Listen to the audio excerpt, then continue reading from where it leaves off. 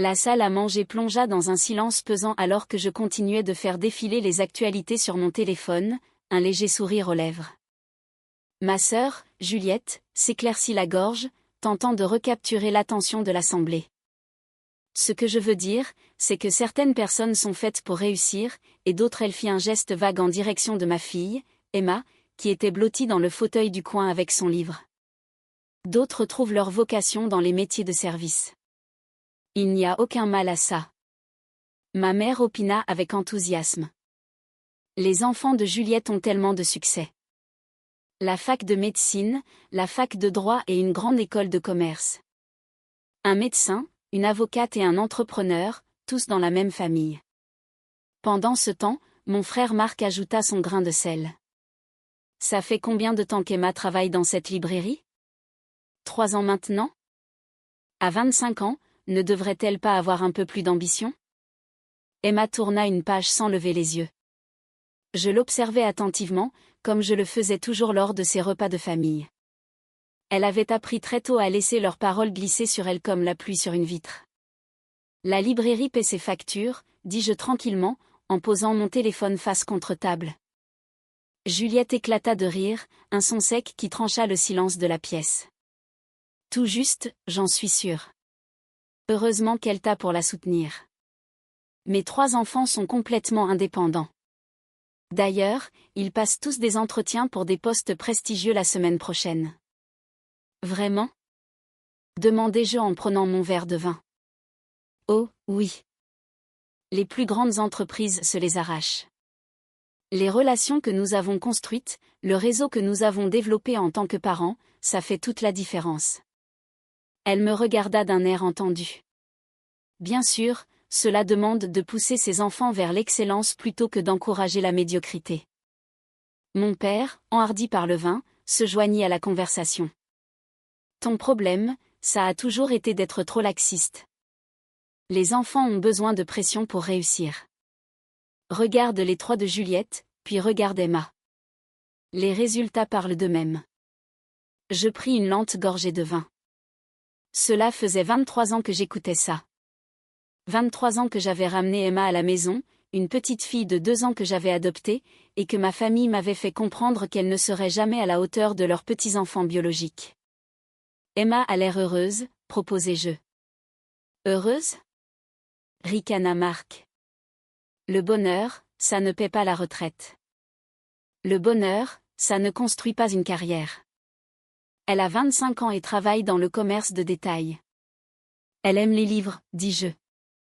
Nous aimons tous des choses, dit Juliette, la voix suintant d'une fausse patience. Mais les adultes ne peuvent pas se contenter de faire ce qui leur plaît. Ils font ce qui est nécessaire, ce qui est rentable. Mes enfants comprennent ça. Le regard d'Emma s'échappa de son livre un bref instant pour croiser le mien.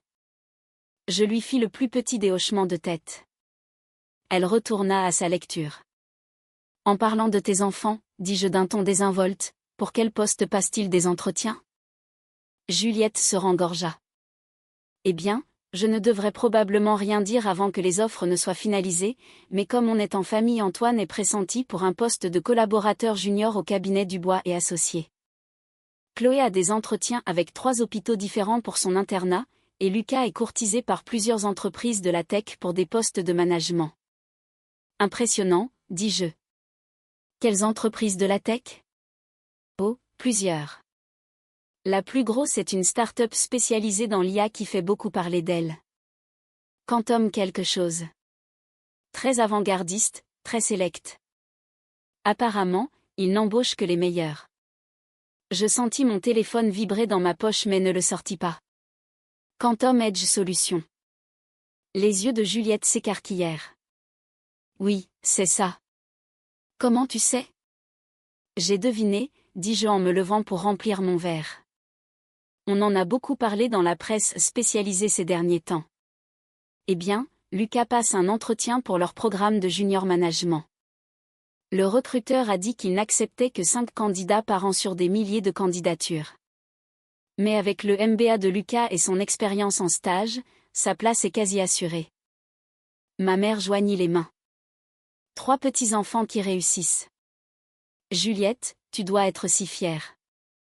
Je le suis, dit Juliette, puis elle regarda de nouveau Emma. Quoique, je suppose que nous devrions tous être reconnaissants envers les gens qui choisissent des voies plus simples. Il faut bien quelqu'un pour travailler dans les librairies et les cafés. Le monde a aussi besoin d'employés de service. Emma corna la page de son livre et se leva avec fluidité. Excusez-moi, je vais prendre l'air. En passant derrière ma chaise, elle me serra brièvement l'épaule. Un geste si discret que les autres ne le remarquèrent probablement pas. Mais j'en sentis tout le poids, cette communication silencieuse que nous avions perfectionnée pendant 2 décennies. Vous voyez, dit Marc une fois qu'Emma fut sortie. Elle ne supporte même pas une simple conversation de famille. Trop sensible. Ou peut-être qu'elle en a assez de se faire insulter dans la salle à manger de sa grand-mère, dis-je à voix basse. Insulter ? La voix de Juliette monta d'un cran. Nous sommes honnêtes. Parfois, la vérité blesse. Tu ne lui as rendu aucun service en la protégeant de la réalité pendant toutes ces années. Quelle réalité ? Qu'elle n'est pas comme nos enfants. Elle n'a pas la même motivation, la même intelligence, la même ambition. Et ce n'est pas grave. Vraiment. Mais tu dois ajuster tes attentes en conséquence. Je reposai mon verre de vin avec un soin délibéré. Mes attentes sont parfaitement alignées avec la réalité, Juliette. Vraiment ? Mon père se pencha en avant. Parce que de notre point de vue, tu as passé 23 ans à trouver des excuses pour une enfant qui n'a jamais été à la hauteur de son potentiel. Son potentiel ? Répétai-je lentement. Dites-moi, quel est le potentiel d'Emma, selon vous ? Juliette échangea un regard avec notre mère. Honnêtement, le secteur des services, peut être gérante de magasin si elle s'en donne vraiment les moyens. Il n'y a pas de honte à ça, mais ne prétendons pas qu'elle va révolutionner le monde. Mon téléphone vibra encore et encore. Je le sortis, jetant un œil à l'écran. 3 nouveaux emails, tous marqués comme urgents, tous de mon assistante de direction. Un problème au travail ? Demanda Marc avec une fausse sollicitude. Juste quelques candidatures à examiner, dis-je en parcourant les messages. Un dimanche ? S'offusqua ma mère. Ça ne peut pas attendre ? Probablement pas. Ce sont des entretiens urgents prévus pour la semaine prochaine. Je levai les yeux vers Juliette. Pour Quantum Edge Solutions, en fait. La couleur quitta légèrement son visage. Oh, tu connais quelqu'un là-bas ? On peut dire ça. Je me levai en glissant mon téléphone dans ma poche. Emma, ma chérie, tu peux revenir un instant ? Emma repassa la porte-fenêtre, son expression soigneusement neutre. Tu peux ouvrir le site de l'entreprise sur ta tablette ? Lui demandai-je. Je veux montrer quelque chose à tout le monde. Elle sortit sa tablette de son sac et me la tendit, le plus faible des sourires jouant sur ses lèvres. J'ouvris la page d'accueil de Quantum Edge Solutions et tournai la tablette vers la famille. Beau site, dis-je. Très professionnel. Juliette, regarde cette page sur l'équipe de direction. Juliette se pencha, plissant les yeux. Son visage passa du blanc au vert en l'espace de 3 secondes. C'est toi, murmura-t-elle. Présidente directrice générale. Depuis 8 ans maintenant. J'ai fondé l'entreprise il y a 12 ans avec 2 associés. Je fis défiler la page. Nous sommes entrés en bourse il y a 3 ans. La valorisation actuelle est d'environ 4,2 milliards d'euros. Le silence dans la pièce était absolu. Mais toi, balbutia Marc, tu es consultante en technologie. Je possède une entreprise de technologie, le corrigeai-je. Le consulting, c'était mon activité secondaire pendant que je montais Quantum. J'ai arrêté le consulting il y a 6 ans, quand nous avons sécurisé notre 3e levée de fonds. La main de ma mère tremblait alors qu'elle reposait son verre. Tu n'as jamais rien dit. Vous n'avez jamais rien demandé. Je rendis la tablette à Emma. Vous avez tous supposé que, parce que je travaillais de la maison avec des horaires flexibles pour élever Emma, je devais faire quelque chose de modeste, de sans importance. 4 milliards, souffla mon père. À quelques centaines de millions près, selon le marché. Je me rassis en croisant les jambes. D'ailleurs, nous recrutons en ce moment, nous élargissons notre programme de junior management. Emma m'en a parlé il y a quelques mois après avoir fait une étude de marché. La voix de Juliette n'était plus qu'un croassement. Une étude de marché. Emma prit la parole pour la première fois depuis 1 heure, sa voix calme et claire. J'ai un master en analyse commerciale de Stanford. J'ai été diplômée l'année dernière. J'ai travaillé avec maman comme consultante en stratégie pendant que je décidais sur quel secteur je voulais me concentrer. La librairie, comment ça marque, appartient à une amie qui me laisse l'utiliser comme un espace de travail tranquille, termina Emma. J'y donne un coup de main de temps en temps parce que j'aime ça, mais mon vrai travail consiste à analyser les tendances du marché et le positionnement concurrentiel pour Quantum Edge et 2 autres firmes de la tech. Tu es allé à Stanford ? La voix de ma mère était à peine audible. Avec une bourse d'excellence, dis-je fièrement, obtenue grâce à ses résultats de licence au MIT. Elle a terminé sa licence en 3 ans avec un double cursus en informatique et mathématiques appliquées. Emma haussa les épaules. J'aimais apprendre, et c'est toujours le cas. C'est pour ça que je lis tout le temps. Juliette était devenue complètement silencieuse, son visage affichant maintenant une nuance de rouge alarmante. Bref, continuai-je en sortant à nouveau mon téléphone, à propos de ces candidatures. Emma me les a signalées ce matin. 3 candidats de la même famille, tous avec de bonnes qualifications sur le papier. Antoine Martin, Chloé Martin et Lucas Martin. La main de Juliette vola à sa bouche. Le problème, dis-je en faisant défiler les candidatures, c'est que nous effectuons des vérifications d'antécédents très poussées sur tous les candidats.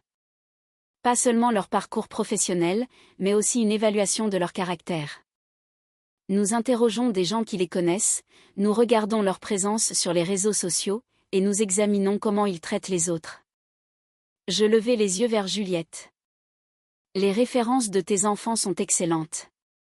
Leurs qualifications sont solides. Mais il y a un problème. Quel problème ? Murmura Juliette. Leur mère. Je posai mon téléphone. Voyez-vous, notre enquête a révélé que leur mère a pour habitude de dénigrer et de rabaisser sa nièce lors des réunions de famille. La même nièce qui se trouve être la fille de notre consultante en chef de la stratégie. La même consultante qui supervisera la personne que nous embaucherons pour ces postes. Tu ne peux pas, commença Juliette. Je ne peux pas quoi ? Refuser d'embaucher des personnes dont la mère a passé 2 décennies à se moquer de ma fille ? Ne pas protéger mon employé de devoir travailler avec les enfants de quelqu'un qui l'a traité d'échec médiocre ? Si, je le peux, absolument. Emma sortit son propre téléphone. En fait, j'ai enregistré la conversation de ce soir, maman. Juste l'audio, rien de visuel, pour le dossier. Tu nous as enregistré ? Marc avait l'air horrifié. J'ai documenté une situation de harcèlement répété, corrigea Emma. Il y a une différence. Notre service juridique nous l'a recommandé il y a des mois, quand nous avons réalisé que les enfants Martin pourraient postuler. Le service juridique. La voix de mon père était à peine audible. Toutes les grandes entreprises en ont un, dis-je. Le nôtre est particulièrement méticuleux. Juliette retrouva sa voix, bien qu'elle tremblât. Tu vas détruire la carrière de mes enfants à cause d'un désaccord familial. Je vais refuser 3 candidatures de candidats dont la situation familiale présente un conflit d'intérêts, la corrigeai-je. Tes enfants sont libres de postuler n'importe où ailleurs, mais pas dans une entreprise où ils travailleraient sous les ordres d'une personne que leur mère a passé des années à humilier. C'est vindicatif, siffla Juliette. Non, dit Emma calmement. Être vindicatif, ce serait les mettre sur une liste noire dans tout le secteur. Nous ne faisons que protéger notre culture d'entreprise. Quantum Edge a une politique de tolérance zéro pour l'intimidation et le harcèlement. Nous ne pouvons pas décemment l'appliquer tout en embauchant des personnes qui pourraient importer cette dynamique dans nos bureaux. Ma mère intervint, sa voix suppliante. Vous pouvez sûrement séparer les affaires du personnel. C'est ce que nous faisons, dis-je. C'est pourquoi nous avons cette conversation maintenant plutôt que de surprendre Juliette plus tard. Je voulais qu'elle comprenne que les actions ont des conséquences. Vous avez tous passé 23 ans à supposer qu'Emma était inférieure à vos petits-enfants. Vous vous êtes moqué d'elle, l'avez méprisée, avez suggéré qu'elle n'avait aucun avenir. Je me levai et marchai jusqu'à Emma. Mais Emma n'a jamais eu besoin que vous croyiez en elle. Elle m'avait, moi. Et pendant que vous étiez si occupé à vous féliciter du succès conventionnel de vos enfants, ma fille était en train de construire quelque chose d'extraordinaire. On ne savait pas, murmura ma mère. Vous n'avez jamais demandé, dit simplement Emma. Pas une seule fois en 23 ans, aucun de vous n'a demandé ce que j'étudiais, ce qui m'intéressait, ou ce vers quoi je travaillais. Vous avez juste supposé. La voix de Juliette devint amère. Donc, pendant tout ce temps, vous attendiez juste le bon moment pour nous humilier. Non, dis-je fermement. J'élevais ma fille et je bâtissais mon entreprise. C'est vous qui avez choisi de faire des suppositions. C'est vous qui avez choisi d'être cruel. C'étaient vos décisions, pas les miennes. Le silence s'étira. Finalement, mon père parla. Et maintenant, qu'est-ce qui se passe? Je pris mon sac à main. Emma et moi, nous rentrons. Vous recevrez tous des lettres de refus officielles pour les 3 candidatures. Vos enfants ont assez de talent pour trouver des postes ailleurs. Et nous, la famille? Demanda ma mère. Je regardai leurs visages choqués autour de la table. Ça dépend de vous. Vous pouvez choisir de traiter Emma avec respect à l'avenir, ou vous pouvez choisir de continuer à la voir comme inférieure. Mais comprenez que votre choix aura des conséquences naturelles. Emma se tint à côté de moi, glissant sa tablette dans son sac. Joyeux dimanche à tous. Nous nous dirigeâmes vers la porte ensemble. Alors que j'attrapais la poignée, la voix de Juliette m'arrêta. Je suis désolée. Je me retournai. Elle pleurait maintenant, le mascara coulant sur ses joues. Je suis désolée, répéta-t-elle. J'ai été cruelle. J'ai eu tort. C'est juste que j'avais besoin que tout le monde voie mes enfants comme des réussites. Ils sont des réussites, dit doucement Emma. Tu n'avais pas besoin de me rabaisser pour les élever. Nous les laissâmes, assis au milieu des décombres de leurs préjugés, le dîner dominical ayant refroidi sur la table. Dans la voiture, Emma laissa enfin échapper un long soupir. C'était intense. Tu as géré ça à la perfection, dis-je en démarrant le moteur. Tu avais vraiment mis leur candidature de côté? Dès qu'elles sont arrivées, j'ai reconnu les noms. Je sortis de l'allée. Et tu as vraiment enregistré la conversation de ce soir? Tous les dîners de famille depuis 6 mois, admit-elle. Juste au cas où nous aurions besoin de preuves un jour. Je me mis à rire, un son qui nous surprit toutes les deux. C'est bien ma fille, brillante, stratège, toujours 3 coups d'avance. J'ai appris de la meilleure, dit-elle en se calant dans son siège. Alors que nous rentrions à travers les rues sombres, mon téléphone vibrait de messages. Des excuses de ma mère, de la colère de la part de Marc, des supplications désespérées de Juliette à propos de la carrière de ses enfants. J'éteignis mon téléphone et me concentrai sur la route devant moi. Ma fille remarquable à mes côtés, enfin libérée du poids de leurs attentes. Ils avaient passé 23 ans à la sous-estimer.